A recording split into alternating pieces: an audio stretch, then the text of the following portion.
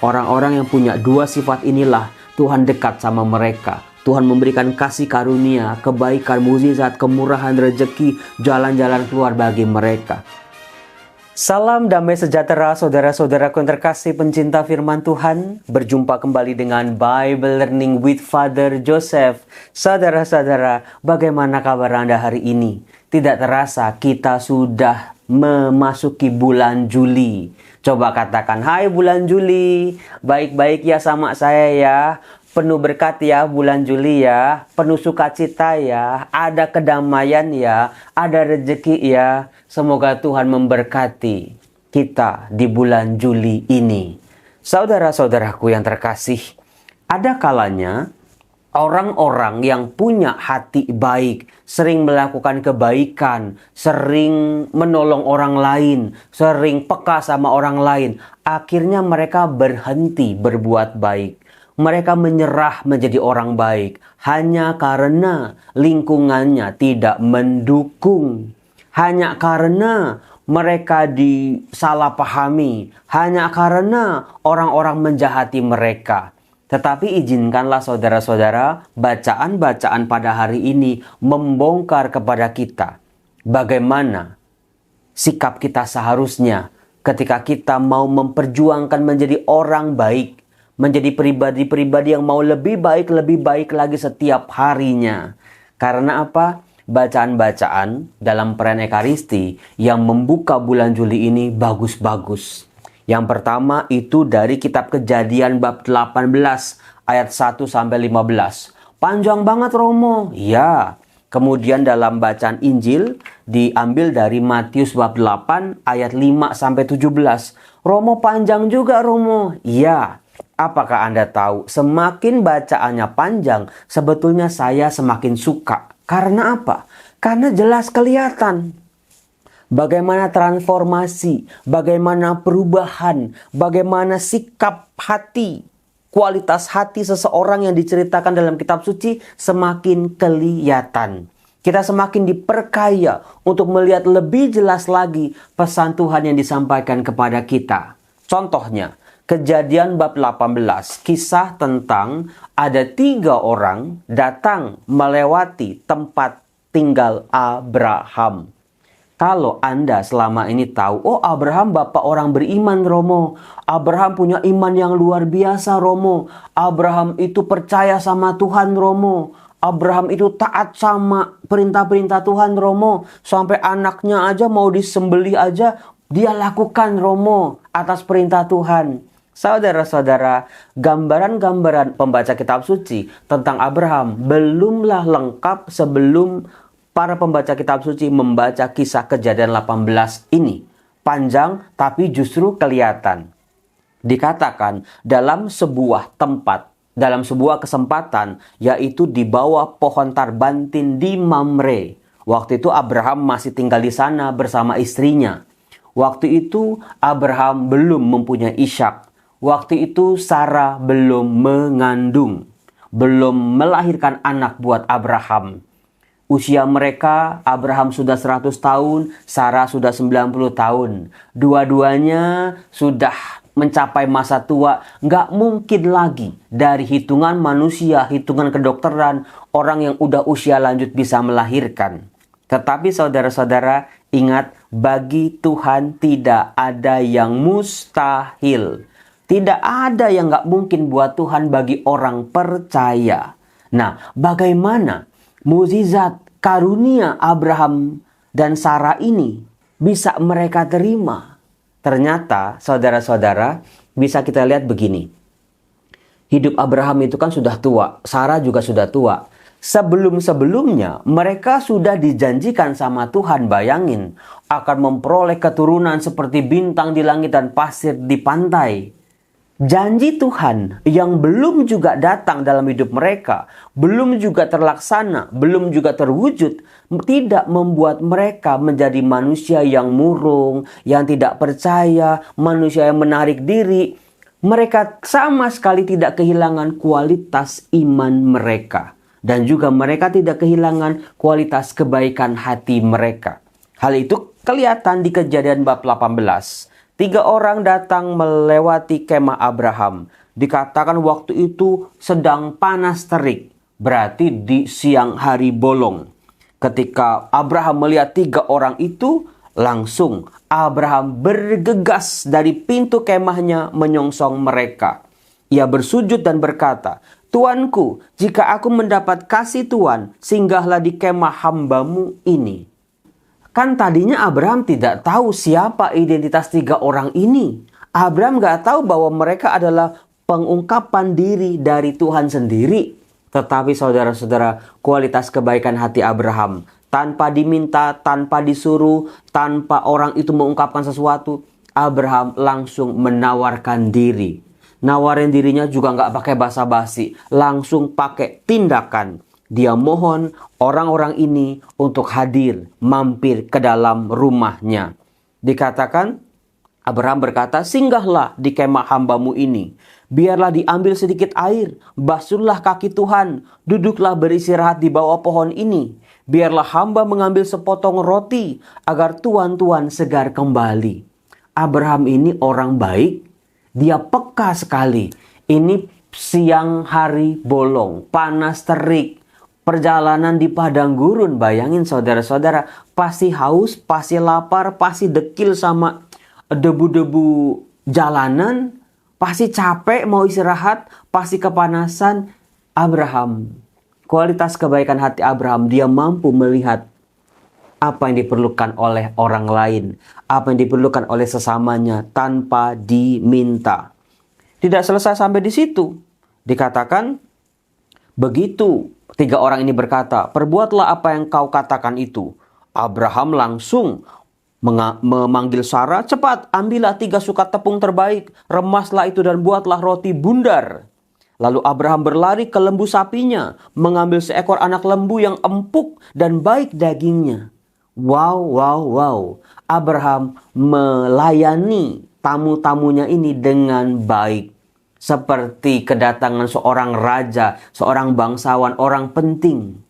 Padahal dia juga kan gak kenal sebelumnya, saudara-saudara. Ini kualitas hati. Kalau bantu orang, itu jangan tanggung-tanggung. Lalu juga Abraham mengambil dadi, susu, anak lembu yang telah diolah itu, lalu dihidangkannya kepada mereka. Saudara-saudara yang terkasih, apakah kita masih mudah menemukan orang-orang yang punya kualitas kebaikan hati seperti ini? Mudah menolong, mudah tersentuh, mudah melihat kebutuhan orang lain dengan aksi, bukan hanya dengan teori, bukan hanya dengan kata-kata saja, dengan ide-ide tinggi, tapi langsung dengan tindakan nyata. Dan tindakannya tidak kaleng-kaleng, tapi tindakannya penuh dengan kualitas. Tidak heran saudara-saudara, Abraham dengan kualitas hati, kualitas kebaikan hati seperti ini, Allah langsung memberikan karunia yang luar biasa. Sarah akan mengandung, akan melahirkan seorang anak untuk Abraham. Nah, sementara dalam bacaan Injil saudara-saudaraku, kita lagi-lagi akan menemukan kualitas hati dari orang yang beda lagi, yaitu dari seorang perwira. Perwira ini artinya dia bukan orang Yahudi. Sejak kecil dia mungkin tidak kenal dengan imannya orang Yahudi. Dia tidak kenal dengan bagaimana Allahnya orang Yahudi. Dia hanyalah prajurit dari Romawi yang biasanya mereka menyembah dewa-dewa. Tetapi siapa kira kebaikan hatilah yang muncul dalam dirinya. Bagaimana kebaikan hatinya terpancar. Bagaimana kebaikan hatinya itu betul-betul tampak, terlihat dalam cara dia berpikir, cara dia berkata-kata, cara dia mengambil keputusan. Dikatakan Yesus pergi ke sebuah kota Kapernaum. Kota Kapernaum adalah tempat tinggal dari Petrus. Adanya di tepi danau Galilea. Dikatakan perwira itu berkata kepada Yesus, "Tuan, hambaku terbaring di rumah karena sakit lumpuh dan ia sangat menderita." Yang sakit bukan anaknya, yang sakit juga bukan dirinya. Yang sakit adalah orang luar bagi dirinya. Hambanya, budaknya, pembantunya, ART-nya, saudara-saudara. Orang-orang Yahudi yang dijual menjadi budak para orang-orang asing. Tampak sekali seharusnya dalam dunia nyata, hamba-hamba ini adalah orang asing bagi tuan-tuannya. Tetapi kebaikan hati dari si perwira ini, tampak sekali dia sangat sayang kepada hambanya ini. Sampai-sampai ketika hambanya sakit dan sangat menderita, itu pun menjadi pergumulannya. Itu pun menjadi masalahnya. Itu pun menjadi keprihatinannya. Maka dia mau repot-repot mencari Tuhan Yesus. Dan dia menemukan Yesus. Terjadilah sebuah dialog yang luar biasa. Dalam dialog itu, betul-betul tampak sekali kualitas iman. Meskipun dia menyembah dewa-dewa, tetapi dia betul-betul percaya pada kuasa yang bekerja dalam diri Yesus. Dikatakan, Yesus langsung berkata, "Aku akan datang menyembuhkannya." Permohonannya langsung ditanggapi secara positif oleh Tuhan Yesus. Itulah yang diharapkan oleh semua dari kita ketika kita berdoa, bukan? Kita berdoa kan maunya kan, Tuhan tolong dong kabulin, cepetan dong Tuhan, saat ini juga Tuhan, karena kami sangat membutuhkan, kami sangat menderita, harus sekarang Tuhan kabulinnya, jangan besok-besok. Tetapi saudara-saudara, si perwira ini, begitu permohonannya dijawab oleh Tuhan Yesus, ada sesuatu yang sangat mengejutkan. Bahkan Tuhan Yesus pun menjadi heran dan terkejut. Perwira itu berkata, "Tuhan, aku tidak layak menerima Tuhan di dalam rumahku."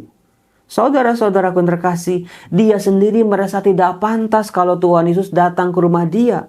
Padahal dia penjajah, dia punya jabatan, dia perwira, dia itu punya bawahan, dia itu orang penting, dia itu orang kaya, dia itu orang yang berpengaruh.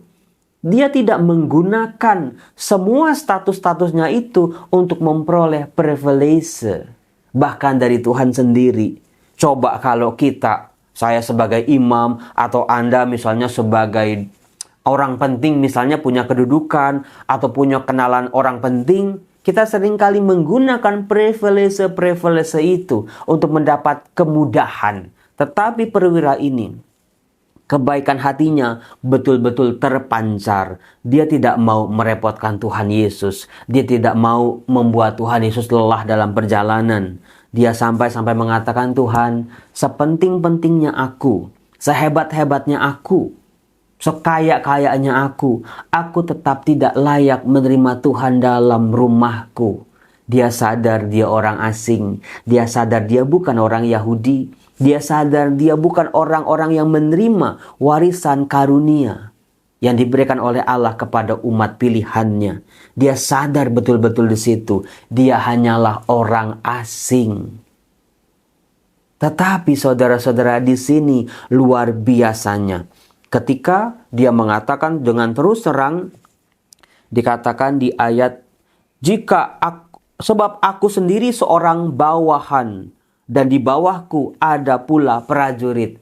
Buat saya sih kata-katanya ini luar biasa. Dia itu seorang perwira, artinya dia tuh udah jabatannya cukup tinggi. Tetapi kata-kata pertama yang dia bongkar, yang dia ungkapkan kepada Yesus adalah, "Aku ini seorang bawahan."